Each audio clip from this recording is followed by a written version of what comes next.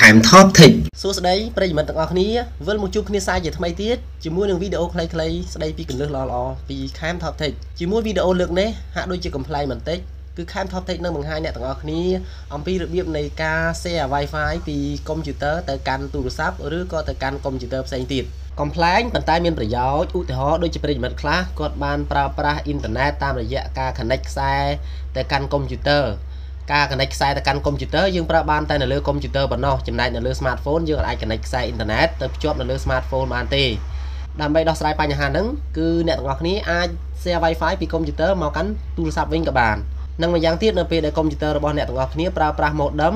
ដើម្បីប្រើអ៊ីនធឺណិតនោះគឺក៏អាច share អ៊ីនធឺណិតពីកុំព្យូទ័រមកកាន់ smartphone ឬក៏ទៅកាន់កុំព្យូទ័រផ្សេងទៀតផងដែរដូច្នេះមុននឹងចូលទៅដល់ការបង្ហាញដល់ខ្លីមួយនេះខែមថប់ធីសូមរំលឹកអ្នកទាំងអស់គ្នាបន្តិចថាកាលពីព្រឹកមិញខែមថប់ធីធ្លាប់បានបង្ហាញអ្នកទាំងអស់គ្នាអំពីរបៀបនៃការចែករំលែកគឺ share Wi-Fi ពីទូរស័ព្ទទៅទូរស័ព្ទឬក៏ពីទូរស័ព្ទទៅកុំព្យូទ័ររួចហើយតែលើកនេះគឺផ្ទុយមកវិញគឺពីកុំព្យូទ័រទៅទូរស័ព្ទឬក៏ពីកុំព្យូទ័រទៅកុំព្យូទ័រមួយផ្សេងទៀតបាទដូច្នេះទេសូមតាមដានដូចតទៅងាយបំផុតប្រិយមិត្តគឺដំបូងឡើយអ្នកទាំងអស់គ្នាត្រូវទៅ download យកកម្មវិធីមួយដែលមានឈ្មោះថា My Public Wi-Fi រួចទៅដំឡើងកម្មវិធីហ្នឹងអ្នកទាំងអស់គ្នាអាចចែករំលែក Wi-Fi ទៅកាន់ទូរស័ព្ទឬក៏ទៅកាន់កុំព្យូទ័រដទៃទៀតបានហើយអញ្ចឹងចូលតាមខ្ញុំបើកម្មវិធីបើកអ៊ីនធឺណិតមកគឺខ្ញុំបើក Firefox បាទបន្ទាប់មកទៀតអ្នកទាំងអស់គ្នាវាយពាក្យថា mypubliciwi.com បាទគឺនិយាយឲ្យខ្លីមកវិញមកគឺ mypublicwifi.com បន្ទាប់មក enter វាដើម្បីទៅ download យកកម្មវិធីមួយសម្រាប់យកមកដំឡើងនៅលើកុំព្យូទ័ររបស់យើងបាទនេះប្រិយមិត្តយើងចូលមកដល់គេហទំព័ររបស់ mypublic wifi ហើយកលេចមើលខាងស្ដាំដែលខ្ញុំអូសម៉ៅចុះឡើងនេះគឺ mypublic wifi គឺជាសោសសម្រាប់ឲ្យយើងយកទៅដំឡើងនៅលើកុំព្យូទ័រប្រភេទ Windows 7 Windows 8ទាំង 32bit ឬ 64bit បាទអញ្ចឹងទេប្រិយមិត្តគឺងាយបំផុតគឺ click កន្លែងនេះមកដើម្បី download យកកម្មវិធីសម្រាប់យកទៅដំឡើងនៅលើកុំព្យូទ័រកម្មវិធីនឹងឯងជាកម្មវិធីដែលអាចឲ្យយើងចែករំលែក Wi-Fi ពីកុំព្យូទ័រទៅកាន់ទូរស័ព្ទឬក៏ទៅកាន់កុំព្យូទ័រផ្សេងទៀតបាទ click មកដើម្បី download វា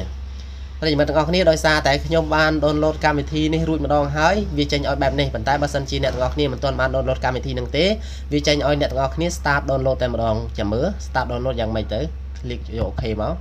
នេះវា start download តែម្ដងគូឲ្យអស់សំណើចមែនតើកម្មវិធីមួយនេះគឺមិនត្រឹមតែងាយទេទំហំវាក៏តូចទៀតផងគឺត្រឹមតែ1 MB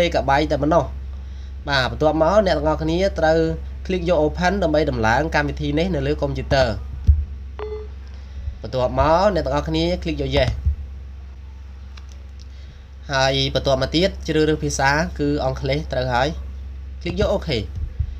click យក next click យក next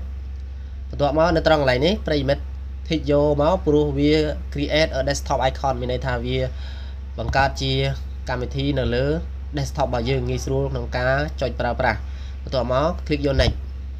ហើយទៅ install ចប់សពគ្រប់បណ្ដោយ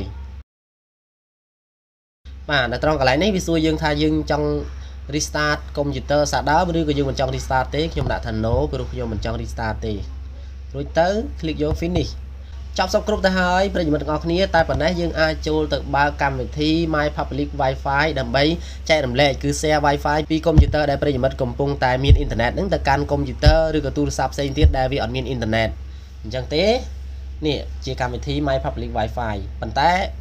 ប្រិយមិត្តមិនអាច click វាដើម្បីបើកតែម្ដងទេប្រិយមិត្តត្រូវ click លើវាមួយប៉ឹករួចប្រិយមិត្ត right click គឺ click ខាងស្ដាំបាទ click ខាងស្ដាំរួចហើយនេះនៅត្រង់កន្លែងនេះប្រិយមិត្តclick យក run as administrator បើមិនអញ្ចឹងទេគឺវាអត់ដំណើរការនៅលើកុំព្យូទ័រនឹងទេតោះតែ click run as administrator អញ្ចឹង click មកបន្ទាប់មក click យក yes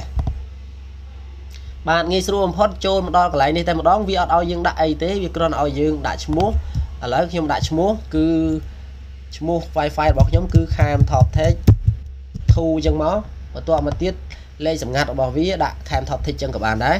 បាទបន្ទាប់ពីយើងដាក់ឈ្មោះនិងលេខសម្ងាត់រួចមកអត់មានអីពិបាកទេអ្នកទាំងអស់គ្នាគឺគ្រាន់តែ click set up and start Wi-Fi hotspot ទៅចប់សពគ្រប់ទៅហើយបាទនៅ Wi-Fi នៅលើកុំព្យូទ័រវាបានដំណើរការទៅហើយយើងអាចបើក Wi-Fi នឹងនៅលើទូរស័ព្ទបានឥឡូវអ្នកទាំងអស់គ្នាក្រឡេកមកមើលទូរស័ព្ទ បាទនៅលើទូរស័ព្ទរបស់យើងខ្ញុំចូលទៅកន្លែង setting ដើម្បីភ្ជាប់ Wi-Fi ដែលខ្ញុំបាន share គឺចែករំលែកពីកុំព្យូទ័រមកមិញហ្នឹងយក setting បន្ទាប់មកចូលកន្លែង Wi-Fi ចំណាំឈ្មោះបានទេខ្ញុំដាក់ឈ្មោះអំបញ្ញមិញគឺ Camtoptic 2ឈ្មោះរបស់វាបាទនេះគឺ load មកហើយ Camtoptic 2ខ្ញុំ click យក Camtoptic 2មក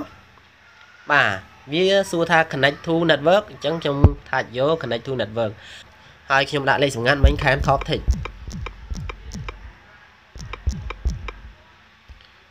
បាទនេះ Camtoptic បន្ទាប់មកប្រិយមិត្តឃើញស្រាប់ហើយ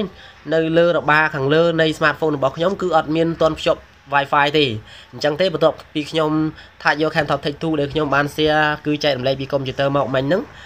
បន្ទាប់មកខ្ញុំដាក់ password ហើយបន្ទាប់មកទៀតខ្ញុំ connect បន្តិចទៀតអ្នកទាំងអស់គ្នានឹងឃើញវាមាន Wi-Fi ហើយបាទ obtaining IP address មានន័យថាកំពុងតែភ្ជាប់ទៅហើយពេលឃើញអក្សរបែបហ្នឹងគឺកំពុងតែភ្ជាប់បាទឥឡូវ Wi-Fi នៅខាងលើចេញហើយអ្នកទាំងអស់គ្នាឃើញស្រាប់ហើយសាកប្រើសាកមើល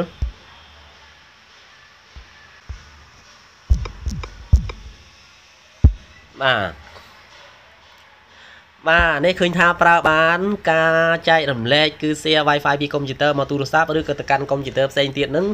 គឺអាចធ្វើបានដូចជាការចែករំលែកឬ share Wi-Fi ពីទូរស័ព្ទទៅកាន់ទូរស័ព្ទឬកុំព្យូទ័រផ្សេងទៀតអញ្ចឹងដែរតើអ្នកទាំងអស់គ្នាយល់យ៉ាងដូចម្តេចដែរចំពោះគន្លឹះមួយនេះបើពេញចិត្តសូមជួយចែករំលែកផងដើម្បីឲ្យអ្នកដទៃដឹងCamtoptic ក៏សូមជម្រាបដល់អ្នកដែលទើបតែទស្សនាវីដេអូខ្លីៗស្ដីពីគន្លឹះល្អៗរបស់ Camtoptic ជាលើកដំបូងផងដែរថានេះគឺជាវីដេអូខ្លីៗស្ដីពីគន្លឹះល្អៗរបស់ Camtoptic ដែល Camtoptic តែងតែបង្ហោះចេញជារៀងរាល់ថ្ងៃនៅក្នុង page របស់ Camtoptic គឺ Camtoptic